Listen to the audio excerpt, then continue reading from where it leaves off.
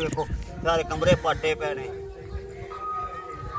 ਇਹ ਲੋਕ ਆਪਣੀ ਰਿਕੁਐਸਟ ਤੁਹਾਡੇ ਸਾਰਿਆਂ ਸਾਹਮਣੇ ਕਰਦੇ ਪਏ ਨੇ ਕਿ ਸਾਡੇ ਕ੍ਰਿਸਚਨਾਂ ਕੋਲ ਇੱਥੇ ਕੋਈ ਨਹੀਂ ਆਣ ਦੇ ਰਿਹਾ ਮਦਦ।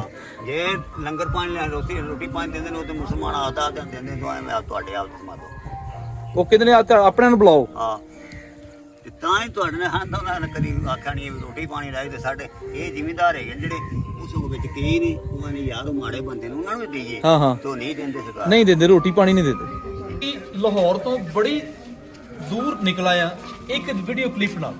ਇਸ ਦੋਸਤ ਨੇ ਵੀਡੀਓ ਕਲਿੱਪ ਘੱਲਿਆ ਕਿ ਅਸੀਂ ਮੁਸ਼ਕਲ ਚ, ਮੇਰੇ ਪੇਜ ਤੇ ਉਹ ਵੀਡੀਓ ਤੁਸੀਂ ਦੇਖ ਸਕਦੇ ਹੋ ਕਿ ਇੱਥੇ ਤਗੜੇ ਲੋਕ ਜਿਹੜੇ ਨੇ ਉਹਨਾਂ ਦੇ ਕੋਲ ਸਾਰਾ ਕੁਝ ਆ ਰਿਹਾ, ਲੇਕਿਨ ਇਹ ਰੱਬ ਦੇ ਘਰ 'ਚ ਅਸੀਂ ਖੜੇ ਹਾਂ। ਇਹ ਸਾਰੀ ਬਰਾਦਰੀ ਹੈ, ਆਪਣੇ ਕ੍ਰਿਸਚਨ ਲੋਕ ਨੇ। ਕ੍ਰਿਸਚਨ ਲੋਕ ਇਸ ਟਾਈਮ ਮੁਸ਼ਕਲ 'ਚ ਨੇ ਤੇ ਇੱਕ ਕਿਦੋਂ ਦਾ ਪਾਣੀ ਚੱਲ ਰਿਹਾ, ਅੱਗੋਂ ਕਿੰਨੇ ਦਿਨ ਚੱਲ ਸਕਦਾ ਨਹੀਂ ਪਤਾ। ਇਹ ਲੋਕ ਸਾਰੇ ਮਜ਼ਦੂਰ ਨੇ। ਸਾਰੀ ਗੱਲ ਰਿਕਾਰਡ ਕਰਨ ਦਾ ਮਕਸਦ ਇਹ ਵੇ ਇੱਥੇ ਕਿੰਨੇ ਦਿਨ ਪਾਣੀ ਰਹੇਗਾ ਕਿਸੇ ਨੂੰ ਕੋਈ ਪਤਾ ਨਹੀਂ। ਇਹਨਾਂ ਦੀ ਮਜ਼ਦੂਰੀ ਬੰਦ ਹੈ, ਇਹਨਾਂ ਦੇ ਕਾਰੋਬਾਰ ਬੰਦ ਨੇ। ਇਹਨਾਂ ਦੀ ਸਪੋਰਟ ਬਣੋ। ਕ੍ਰਿਸਚਨ ਲੋਕਾਂ ਅੱਗੇ, ਮੁਸਲਿਮ ਲੋਕਾਂ ਅੱਗੇ ਸਾਰਿਆਂ ਅੱਗੇ ਰਿਕੁਐਸਟ ਹੈ, ਸਾਰੇ ਸਾਂਝੇ ਮਿਲ ਕੇ ਆਓ ਤੇ ਇਹਨਾਂ ਦੀ ਇਸ ਮੁਸ਼ਕਲ ਦੇ ਵਿੱਚ ਜਿੰਨੇ ਦਿਨ ਤੱਕ ਇਹਨਾਂ ਦਾ ਕਾਰੋਬਾਰ ਨਹੀਂ ਚੱਲਦਾ ਅਸੀਂ ਕੁਛ ਨਾ ਕੁਛ ਇਹਨਾਂ ਨੂੰ ਪਹੁੰਚਾਉਂਦੇ ਰਹੀਏ। ਦਰਖਾਸਤ ਹੀ ਕਰ ਸਕਦੇ ਆ ਜਾਂ ਆਵਾਜ਼ ਹੀ ਦੇ ਸਕਦੇ ਆ ਉਹਨਾਂ ਨੂੰ ਕਿ ਕਿਸ ਤਰ੍ਹਾਂ ਆਪਦੇ ਇੱਕ ਭਾਈ ਨੂੰ ਦੂਸਰਾ ਭਾਈ ਆਵਾਜ਼ ਮਾਰ ਕੇ ਕਹਿ ਸਕਦਾ ਹੈ ਕਿ ਇਹ ਮੇਰੇ ਭਾਈ ਮੇਰੇ ਪਾਸ ਆ, ਮੈਨੂੰ ਕਿਸੇ ਸ਼ੈ ਦੀ ਲੋੜ ਹੈ।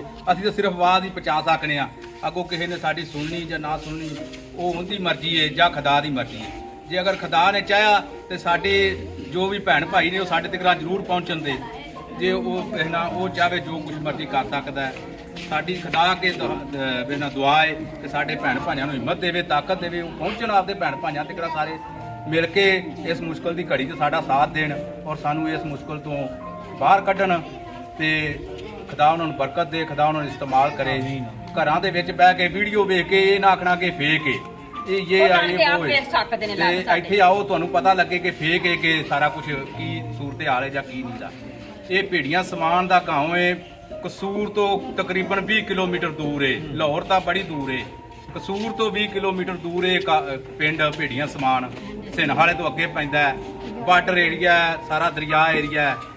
ਇੱਥੇ ਕਿਦੋਂ ਆਈਏ ਫਿਰ ਪਤਾ ਲੱਗਦਾ ਹੈ ਕਿ ਇੱਥੇ ਕੀ ਮੁਸ਼ਕਲ ਹੈ ਜਾਂ ਕੀ ਸੂਰਤ ਹਾਲ ਹੈ। ਪਾਣੀ ਦੇ ਵਿੱਚੋਂ ਭਾਈ ਸਾਡੇ ਕੋਲ ਪਹੁੰਚੇ ਨੇ, ਗੱਡੀ ਪਾਣੀ ਦੇ ਵਿੱਚੋਂ ਇਹਨਾਂ ਦੀ ਗੁਜ਼ਰ ਕੇ ਆਈ ਹੈ। ਇਸ ਮੁਸ਼ਕਲ ਦੇ ਵਿੱਚ ਇਹਨਾਂ ਸਲਾਬ ਮੁਤਾਸਰ ਲੋਕਾਂ ਦੇ ਵਿੱਚ, ਖਾਨਦਾਨਾਂ ਦੇ ਵਿੱਚ ਜ਼ਰੂਰ ਜਾਓ। ਐ ਖੁਦਾਵੰਦ ਮੇਰੇ, ਤੂੰ ਹੀ ਕਰ ਰਖਵਾਲੀ, ਮੇਰਾ ਸਭ ਭਰੋਸਾ ਤੂੰ ਹੀ ਹੈ ਰੱਬ ਵਾਲੀ। ਮੇਰੀ ਜਾਨ ਖੁਦਾ ਨੂੰ ਇਹੋ ਕਹਿੰਦੀ ਆਈ, ਤੇਰੇ ਬਾਝੋਂ ਮੇਰੀ ਨਹੀਂ ਹੈ ਭਲਾਈ। ਜੋ ਹੈ ਧਰਤੀ ਉੱਤੇ ਭਲਾ ਲੋਕ ਚੰਗੇਰਾ, ਉਹਨਾਂ ਦੇ ਨਾਲ ਰਾਜ਼ੀ ਰਹਿੰਦਾ ਹੈ ਦਿਲ ਮੇਰਾ। ਤੂੰ ਮਿਰਾਸ ਹੈ ਮੇਰੀ, ਮੇਰਾ ਤੂੰ ਪਿਆਲਾ, ਜਿਹੜਾ ਮੇਰਾ ਹਿੱਸਾ ਉਹਦਾ ਤੂੰ ਰਖਵਾ।